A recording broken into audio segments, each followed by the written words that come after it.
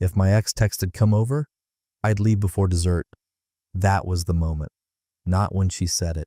Not even when the waiter gave that strained, polite laugh, unsure whether to walk away or grab a front row seat. No, it was the moment after, the precise beat when she met my eyes and smiled, like she'd just flicked a lit match at a pile of dry leaves and dared me to pretend I didn't smell the smoke. We were at Marcelli's. Same corner table we used to fight over. Her favorite because it caught the evening sun through the tinted glass just right, mine because it meant I could watch the door.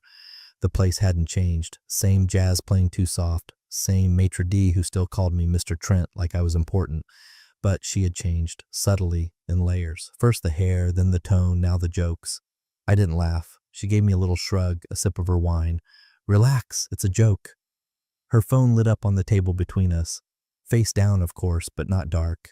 The light cast a faint glow against the linen, one of those alerts that only look harmless if you haven't been living inside suspicion for the past 6 months. I didn't say a word. Instead, I reached into my coat pocket and pulled out a card. Neat, clean, embossed, I slid it across the table next to her plate between the butter dish and the edge of her untouched calamari. She looked at it like it was a snake. He still lives at this address, right? I asked. It took her a second to realize what it was. Then her face changed. A little flicker, eyebrows barely lifting, the corner of her lip twitching, not panic, not yet. Just that alert flicker a liar gets when they realize the story they're in has an unexpected narrator. The card belonged to his wife. Her ex's. He had a wife now, a real one. The kind who owned her own business, who networked at conferences where my wife conveniently found reasons to speak. She blinked twice. Where did you get that? I collect things, I said. You keep mentioning him like he's some mythical figure from your glory days. Figured I'd look him up, see what the fuss is about. She shifted in her seat, crossed her legs, uncrossed them, picked up her fork like it might shield her, didn't speak. The waiter returned with the entrees, her filet mignon, my sea bass. He asked if everything was all right. Perfect, I said. Could we get the dessert menu early? She might be leaving before we get to it.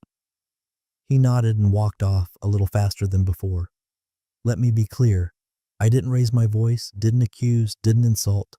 Just let the silence stretch while she picked at her food like it had betrayed her.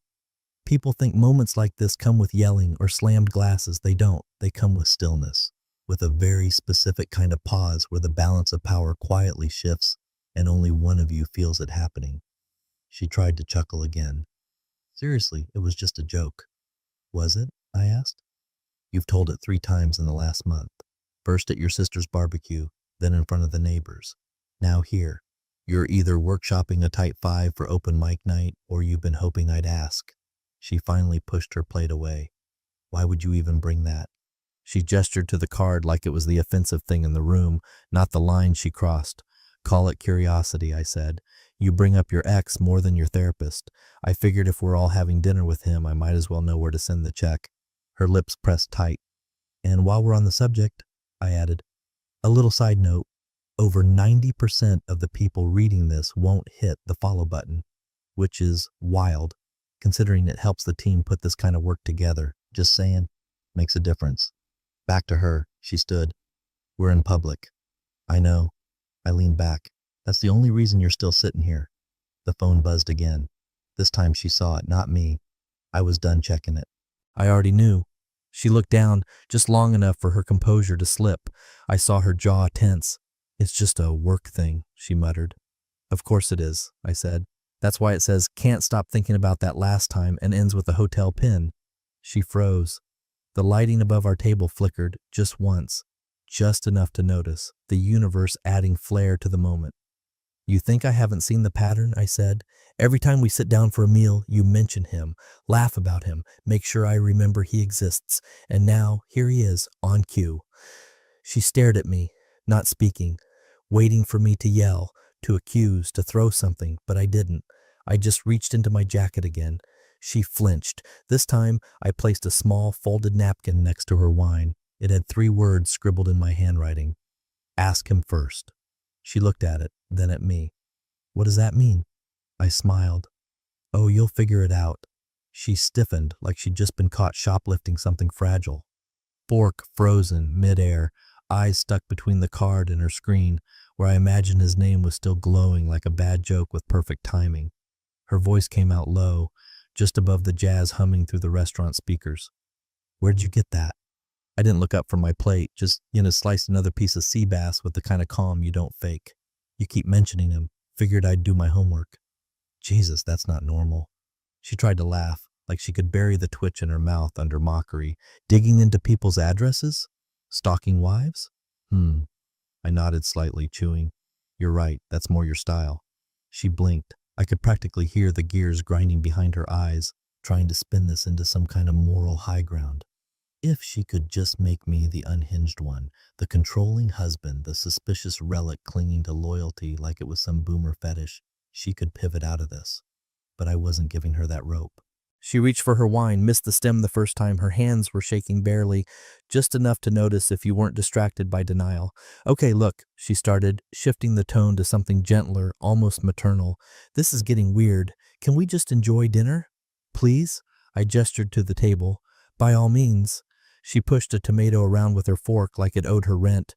Didn't eat, kept glancing between the card and the phone like she was trying to calculate what I knew, and worse, what I might be bluffing about.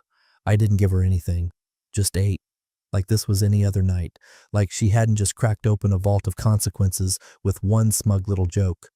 The waiter came back, eyes darting like a squirrel with anxiety. How is everything? I wiped the corner of my mouth. Wonderful. Compliments to the chef. She muttered something about not being hungry. I smiled politely. She's saving room for the walk home. He half bowed and practically sprinted away. For the next 15 minutes we sat in silence. The only sounds were the scrape of my utensils and the occasional buzz from her phone, each one making her jump like a firecracker was tied to the notifications. When the check came, I covered it without a word, not out of chivalry, just habit. I didn't want her thinking she was footing the bill for her own execution. We walked out into the cool night. The sidewalk shimmered under street lamps, slick from the drizzle earlier. I took a deep breath like I was actually inhaling something fresh. She didn't say a word until we were halfway to the car. Then it came. All right, what is going on? Her voice was sharper now, like she'd ditched the act and decided to go full offense. What was that stunt with the card? What do you think you're proving?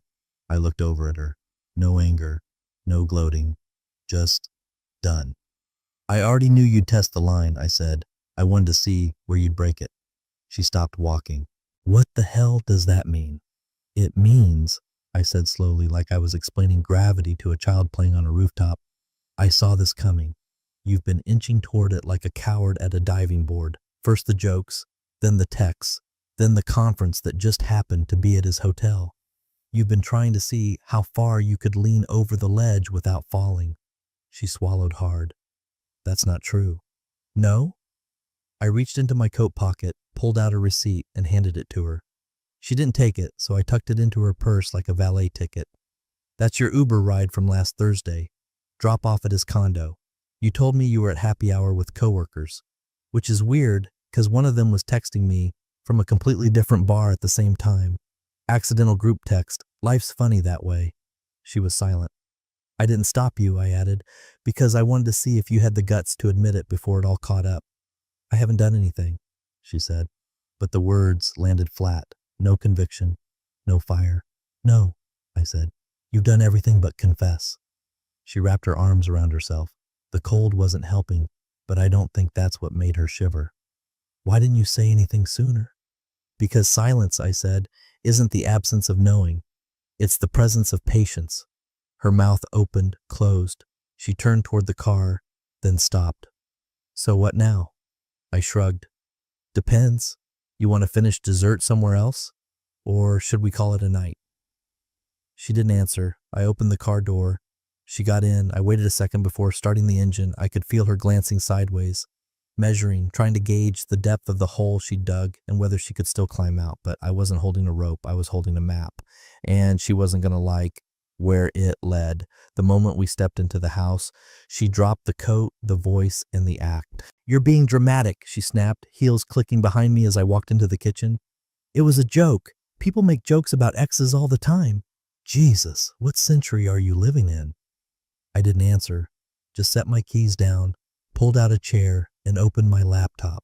The screen lit up in that familiar way, a quiet kind of indictment. Don't ignore me, she said, louder now. You're blowing this way out of proportion. Still nothing. I clicked once. The inbox opened. The subject line didn't scream. It didn't need to. Catching up? She went still behind me. I didn't turn around. I didn't need to see her face to know exactly what muscles were tightening. This is from 2 months ago, I said calmly. Your ex. Apparently he still has your work email memorized. That's impressive. You must have left quite the impression. Let me see. She tried to move closer. I tilted the screen so she could read. Same hotel? Room 312, still my favorite. Let me know.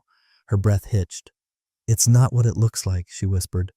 Good, I said, because what it looks like is pathetic. What it is worse. I didn't reply. Not on email, no, that's smart. Work servers are monitored. She said nothing. I kept going. But you did forward it from your work inbox to your private one. Want to guess the timestamp? She blinked. 2 minutes after receiving it, I said. Just enough time to decide you wanted it off the company radar. She pulled out her phone, fumbling like she could somehow delete the past if she tapped fast enough. You don't have to lie, I said, opening another folder on my desktop. I already read enough. I slid my phone across the table, open to a curated gallery of screenshots, messages that weren't outright confessions, but might as well have been. You always made me feel alive. Wish I could sneak away again. That night ruined me, in a good way. He's so stuck in his routine. Sometimes I wonder if I'm even still here. I looked up. Her face had drained of color. She was staring at the phone like it was a ticking bomb. I was venting, she said finally. You know how things get. It's not like I meant any of that. It was harmless. Just words. Sure, I nodded. Just words and receipts and room numbers. She closed her eyes. Did you even wait a year? I asked. Or was this always part of the fallback plan? Keep me stable while you tested the water? You think I planned this? She barked, voice rising with that familiar blend of guilt and indignation. Do you think I sat there and mapped it out like some sociopath? I didn't answer. Because yes. Yes, I did. She paced now, rubbing her forehead. The drama was pouring in thick and fast, the way it always did when she was cornered. Raise the emotion. Blur the facts.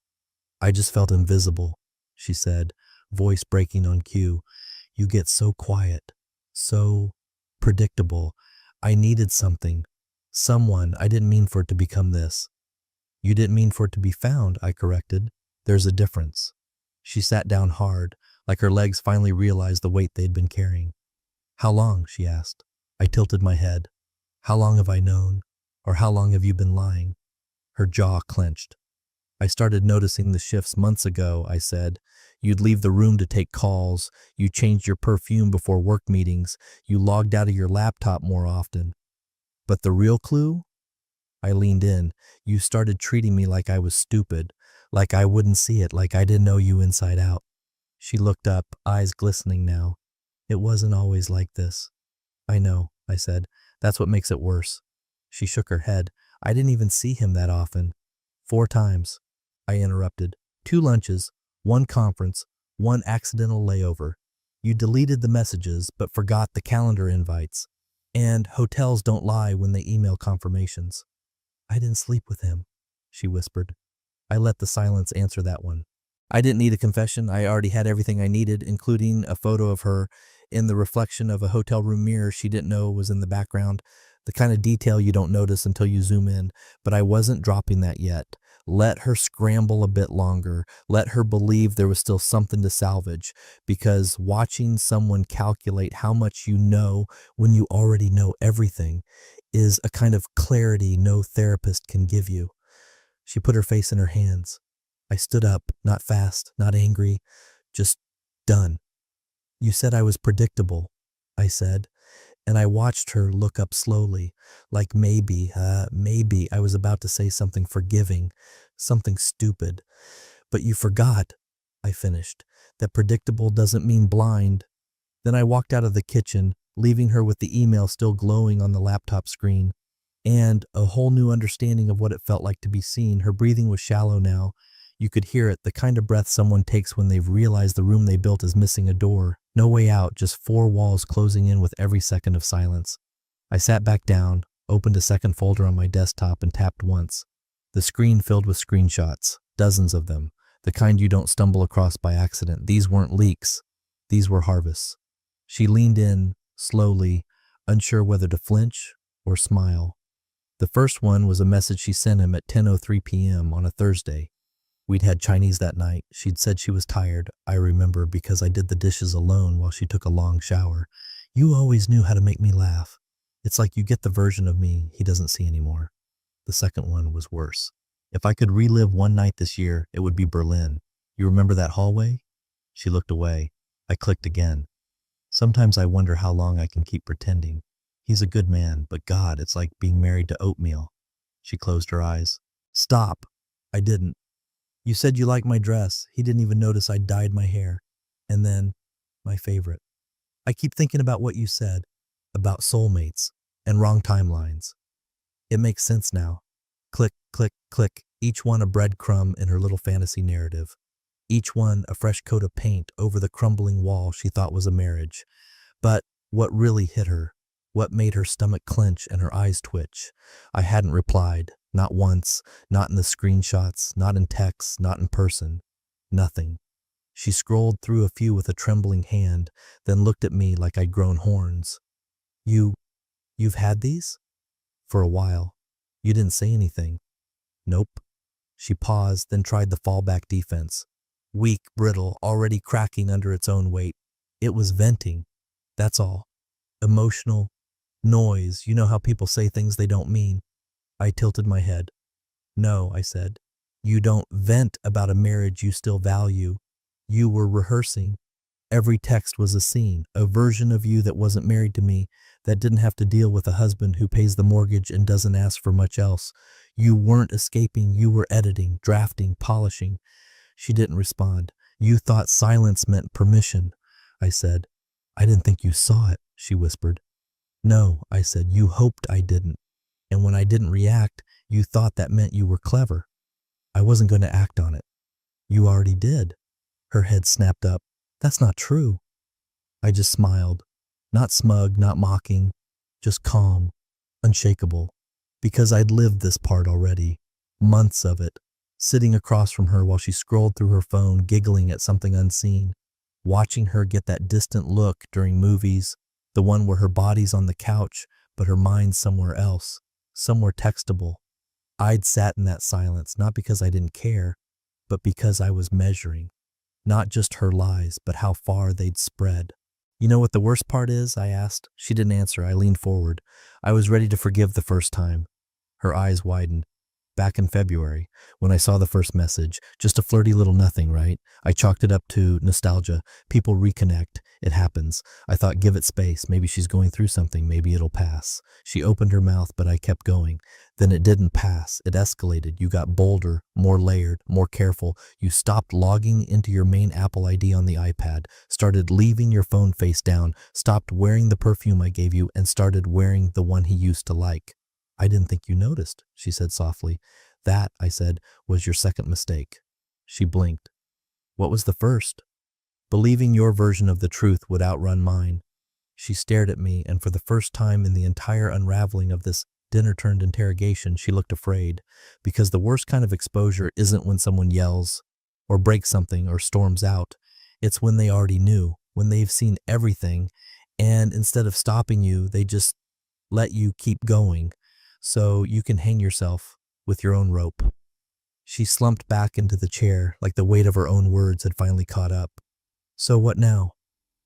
I looked at the screen again, the texts, the smiley faces, the late-night punctuation that always gave away excitement no matter how much she tried to write like a friend. Now?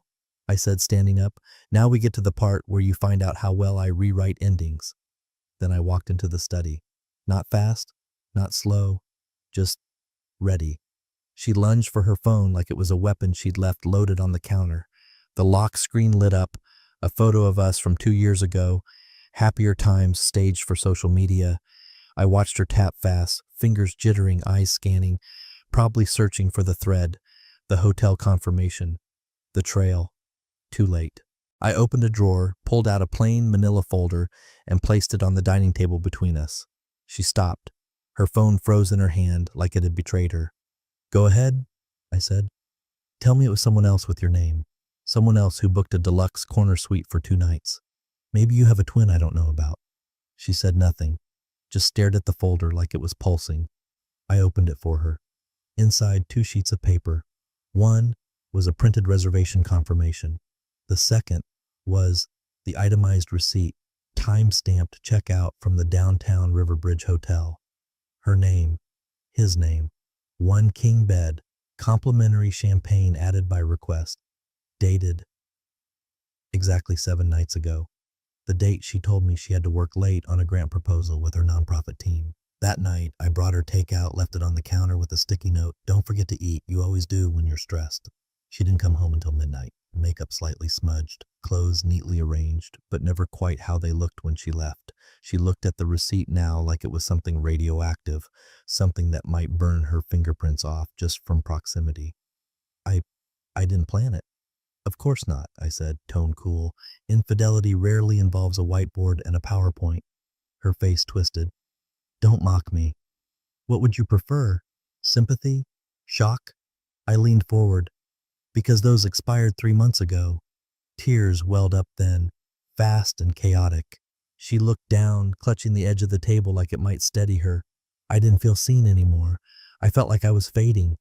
"You just stopped being interested." I tilted my head. "So you found someone who used to be?" "That's not fair," she whispered. "No," I said, standing slowly. "Fair would have been talking to me instead of booking a room under your maiden name." That caught her off guard. Her mouth parted like she wanted to protest, but then it hit her. I knew that too. She sank into the nearest chair. It creaked beneath her like it might break from the weight of it all. "I didn't know how to talk to you anymore," she said. "Every time I tried, you were just distant." "You mean I wasn't your ex?" I replied. "That's what you really mean." Her head jerked up. "That's not true." I laughed once, quietly, bitterly. "Sure it is. You didn't feel neglected. You felt bored. Big difference. And boredom doesn't make people cheat. Entitlement does."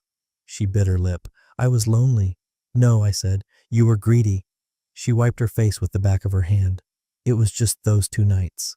I looked at her for a long second, then reached into the folder again, pulled out a second receipt. Same hotel, same room, different dates. 3 weeks prior. This one she hadn't even tried to cover. Her face went white, not the flushed red of embarrassment, the pale wash of realization that she wasn't just caught, she was remembered. She opened her mouth. I held up a hand. "Don't," I said. "Don't insult both of us with another half-truth disguised as a confession. I've heard them all." She looked down. "You brought him into our city," I said, "slept with him in walking distance of our house. You know what that tells me?" She shook her head slowly. "You weren't afraid of getting caught," I continued. "You just assumed I'd never notice. You bet on me being too routine, too trusting, too old to care. I never meant to hurt you." I smiled, tight, controlled. "You meant to hide it. That's not the same thing." She tried to stand, then thought better of it, just buried her face in her hands and sobbed into her palms. I watched for a while, not because I felt pity, those days were done, but because I wanted her to feel it, to sit inside the discomfort, the irreversible shift. "You wanted to feel alive?" I asked finally. She didn't respond. "Well, congratulations," I said, walking toward the hallway. "This is what that feels like." I paused at the doorframe. "This time it's not just your lies unraveling." She looked up, red-eyed and trembling. I nodded toward the papers. "It's your rewrite." And then I walked away, one step at a time, while she stayed frozen, staring at the receipt that finally told the truth. She followed me into the kitchen, voice trembling but still pushing out the same dying script. "It was a mistake, a horrible mistake, but we can talk about this. We can fix it." I didn't answer right away, just poured myself a glass of water, took a sip like I hadn't just shattered the foundation of our marriage 15 minutes ago. Then, without turning around, I reached into the drawer by the fridge, the one where we kept old takeout menus and loose batteries, and pulled out another small rectangle. Her eyes flicked to it, not a receipt this time. Another business card, same elegant font, same embossed logo, same name, his wife's. I placed it gently on the counter like I was offering a mint after dinner. "She's been copied on everything," I said flatly. Photos, dates, messages, hotel confirmations. That little selfie you sent him from our bedroom, she's seen it. The one you took in my shirt, she liked that detail. Her knees almost buckled. You didn't, she whispered. I did. Her voice cracked into a whisper. You're lying. Then call her, I said. Ask why her last email ended with, tell your wife thanks for the playlist. We used it too. That did it. The mask slipped completely. She lunged for my phone on the counter. An instinct, pure panic dressed as rage. Like if she could grab it fast enough, maybe she could undo everything, scroll back time with her fingers, and delete the digital graveyard behind her smile. But I was already 2 steps ahead. Always had been. I didn't flinch, just reached into my jacket pocket and pulled out a small black device no bigger than a matchbox. Looking for this? I asked, holding it up between 2 fingers. She froze mid-motion, recognized it instantly. A backup drive. The encrypted kind. You back everything, I said. No, she breathed. Oh yes, I nodded. From the first flirty text that read, you still know how to wreck me, all the way to last week's Google Maps pin, you dropped him from the Whole Foods parking lot. She stepped back like the air between us had grown teeth. You think I'd keep all this on just one device? I asked, tone turning clinical. You think I'm that naive? Her jaw clenched. You violated my privacy. I barked out a laugh. Not loud, just sharp enough to sting. You violated this marriage. I just documented the autopsy. She trembled. What are you going to do with it? I stared at her for a long, quiet second, then answered plainly, nothing. That threw her. What? I walked toward her, not fast, just deliberate. Set the backup drive on the table next to her untouched cup of tea from earlier, the one she'd made when she thought this evening was still salvageable. I don't need to destroy you, I said. You've already done that. She tried to recover, leaning back on her old tactics, the tears, the trembling lip, the wounded indignation. You're not being fair. You said you wanted to fix things. I wanted honesty, I said. You gave me theater. Her face collapsed. And just so you know, I added, she's the reason you won't be texting him tonight. I didn't block him. She did. The fury arrived then. Fast, red-hot, volcanic. Her voice pitched up as she snapped. You had no right to involve her. That was between me and... No, I cut in sharply, stepping forward, voice low and direct. That was between you and me. But you invited a third party when you booked a room for 2 and wore your wedding ring anyway. She stared at me, breath shallow, face contorted in an ugly mix of shame and resentment. The tears weren't from guilt anymore. They were from defeat, from losing not just the lie but the control of it. I leaned in just enough to speak softly. I'm not angry because you cheated, I said. I'm angry because you did it like I wouldn't notice, like I was nothing, like I was a placeholder, a dumb, dependable fixture who didn't need to be considered. She blinked furiously. I saw every moment you decided I wasn't worth telling the truth to, and I let you keep going, I added, because I wanted you to show me who you were without the mask. And now? She asked, voice barely audible. I looked down at the drive. Now I don't need to guess. The clock in the hallway chimed softly. She jumped at the sound like it was mocking her. She reached out for the drive. I slapped her hand away. You try that again, I said, and I swear I will make this public. Her lips quivered. You wouldn't. I smiled. Try me. Then I walked out of the kitchen, and this time she didn't follow. She was still in the kitchen when I came back, but everything about her had changed. The fire was gone. Fury replaced with something quieter, uglier. Uncertainty. She looked like someone who knew the floor was disappearing beneath her but hadn't figured out how far she'd fall yet. I walked past her, grabbed a second folder from the credenza, and placed it neatly on the counter next to the backup drive. She didn't touch it, just looked at it like she was afraid it might detonate. I think you'll want to see this, I said. She didn't move. I opened the folder myself and slid the first page across. A printed bank statement. Our joint account, what used to be ours. Except now, only one name remained on it. And it wasn't hers. She leaned in, brow furrowed, eyes scanning, lips mouthing the numbers as if seeing them would help her understand them better. The balance was intact, healthy, but the name under account ownership? Just mine. She blinked twice, then looked up. What the hell is this? I didn't answer. I handed her the next document. Mortgage payoff? Stamped, signed, closed. The house no longer joint ownership. I refinanced it 6 weeks ago, transferred the deed, paid the penalties early. She hadn't even noticed the missing statements in the mail because she'd stopped checking years ago. Claimed paperwork stresses me out. She clutched it in both hands now. You didn't. I did, I said. While you were busy texting old flames from luxury hotel beds, I was building exits. Next page, vehicle title. She recognized the make and VIN immediately. Her car. The one I'd surprised her with on our anniversary 2 years ago. Except now, registered solely under my name, courtesy of a quiet lien transfer and some clever DMV work I'd done over lunch breaks. She flipped to the last page. Credit account summary. 3 cards. Frozen. Not declined. Not maxed. Frozen. I didn't close them, I said, before she could spit out her next defense. I just made sure you couldn't use them until this conversation ended. Her jaw dropped. You're joking. No, you thought you were smarter. I was just quieter. She shoved the papers aside, her voice finally rising again. You can't just do this. That account was mine too. I nodded. It was, when we were real. You're punishing me. No, I said calmly. I'm untangling myself. Her hands balled into fists. You're trying to make me powerless. I stepped in close enough that she could feel every word. You did that to yourself.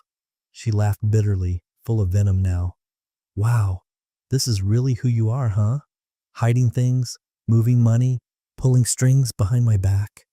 No, I said, this is who I had to become because you treated my love like a utility bill, paid when convenient, ignored when it didn't benefit you. She scoffed. You think this makes you noble? Noble? I smiled. No. Calculated? Absolutely. She stared at the folder again. You could almost see the math happening in her head, what she had left, what she'd assumed she controlled, and what was now legally and irrevocably out of reach. Her voice dropped to a sharp, low whisper. You don't get to just walk away from everything. I didn't just walk, I said. I planned my way out. I moved toward the door again, this time not to leave for good, but just to give her space to absorb the cost, because betrayal isn't free, and it sure as hell isn't cheap. Behind me, she asked the question that always comes too late. When? I turned. When did I start protecting myself? Right after the first lie that didn't come with an apology. She blinked, uncomprehending. The difference between you and me, I said, is I don't wait for the fall to pack a parachute. She sat down on the bar stool, stunned, and I left her there. In the home she once ruled, surrounded by reminders that she never saw the collapse coming, because she was too busy building her fantasy to notice I was building the exit. It was Tuesday. A small Italian place in the warehouse district, the kind of spot that used to be a mechanic's garage and now serves $20 lasagna to startup execs in hoodies. I arrived early, I always do. Old habit from a younger version of me who never wanted to look unprepared, even when walking into a meeting like this. She arrived 5 minutes late, no apology, just poise. Long coat, simple earrings. Not a speck of drama in her makeup. Just sharp eyes and a half smile like she'd already done the math and knew exactly where this conversation was going. She slid into the seat across from me, set her phone down, screen facing up. Subtle signal. Nothing to hide. Unlike the people we were here to talk about. Thanks for coming, I said. She nodded once. I had a feeling you'd reach out eventually. No surprise, no sarcasm, just a quiet confirmation of what we both already knew. I pulled out a folder, placed it on the table between us. She mirrored the move. Same folder, different handwriting, different screenshots. For a moment, neither of us touched them. We just sipped water and watched each other like two chess players about to start mid-game. Finally, she broke the silence. I always knew he was good at lying, but I underestimated the pattern. I opened her folder. She opened mine. We traded timelines like detectives, cross-referencing names of conferences, hotel dates, lunch receipts, photo metadata. She pointed out one hotel, in particular, Boston, February. He'd told her it was a corporate seminar. I showed her a selfie my wife had taken from that same room. Different angle, same curtains. She nodded. Of course. We both sat back. There was no rage, no catharsis, just grim confirmation. I think we both expected to feel more. Something louder, but betrayal, when laid out in bullet points and bolded text, just feels like an audit, clean, clinical, emotionless. She tapped her nail against the rim of her glass. You want revenge? No, I said. I want distance. Fair. Then she leaned in slightly. But if she comes to him again, I know she will. Let her. That caught me off guard. I want her to come, she said, eyes sharp now. Let her feel safe. Let her think she's still clever. I didn't speak, just watched her. If she comes over again, she added, I'll open the door. And the way she said it, not a threat, not even anger, just execution level calm. The waitress dropped off our food. Neither of us touched it. We kept sharing notes. She showed me a photo, one he took of himself in a mirror. I recognized the shirt. My wife's reflection was in the background, barely visible.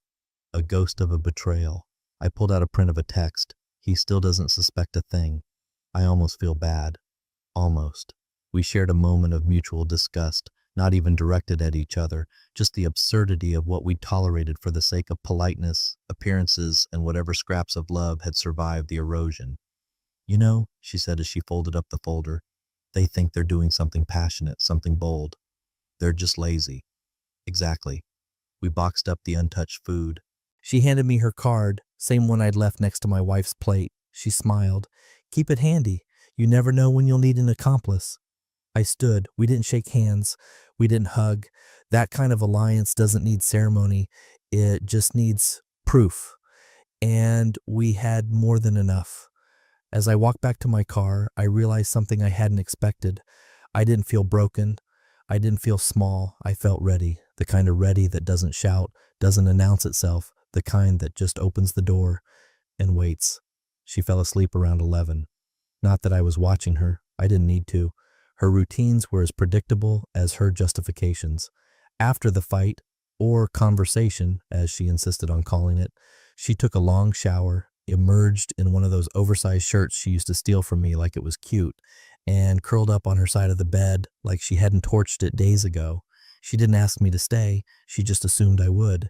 That was always the fatal flaw in her calculus.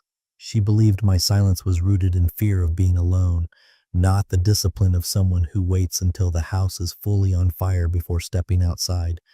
I watched her for a few seconds, not with tenderness, not even with anger, just recognition of what used to be. Then I stood quietly. I'd packed in stages, one drawer at a time, over a month, tucked boxes behind gym equipment, labeled them with boring things she'd never touch. Tax records, old manuals, winter gloves. She never noticed, or maybe she did and just thought I was organizing. She always said I was the boring one, remember? Half an hour later, the last bag was zipped. Nothing dramatic. No suitcases banging downstairs. No heavy sighs or teary pauses at doorways. Just movement. Steady, quiet, final. I didn't take everything. Just what I owned. Just what mattered. The watch my father gave me. The books she never read. The bottle of scotch I'd been saving for a promotion that never came because I chose to stay home and help her chase her own. And one last thing. The envelope. I'd prepped it earlier. A single sheet of printer paper folded neatly, centered on the kitchen table like a menu at an abandoned restaurant.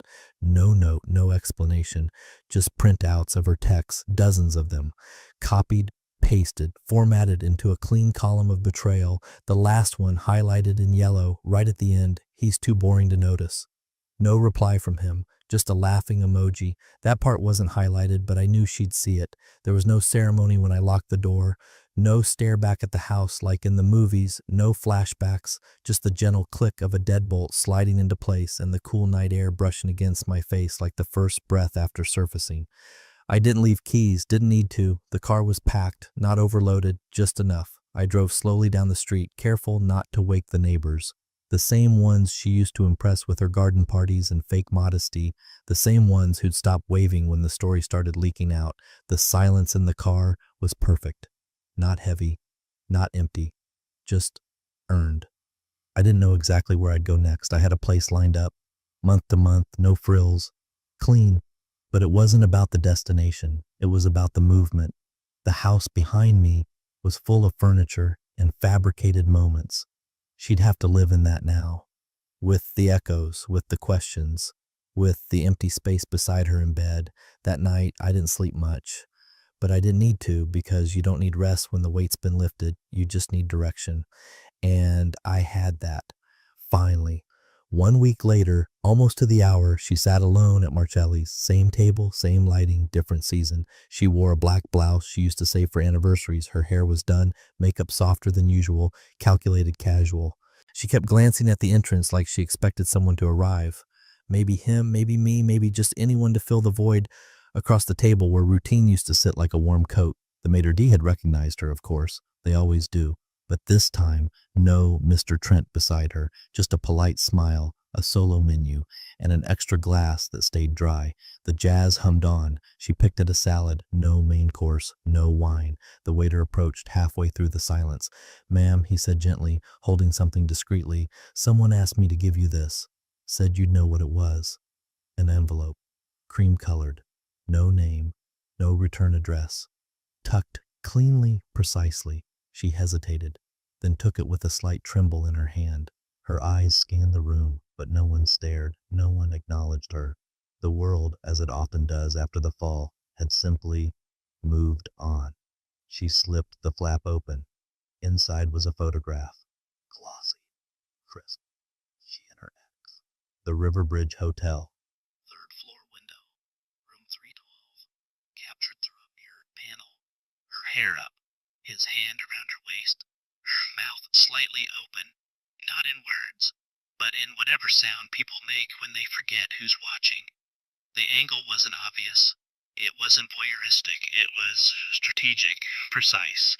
Her face froze as her thumb brushed the second item in the envelope, a small folded note, handwritten, 4 words, curved in clean black ink. Dessert always comes last. And beneath that, in smaller script, "I hope it was worth it."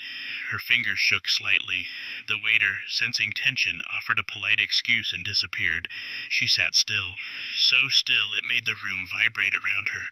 Outside, traffic passed. Inside, laughter floated from another table. But across from her, the chair stayed empty, the second glass stayed untouched. And for the first time in a long time, so did she.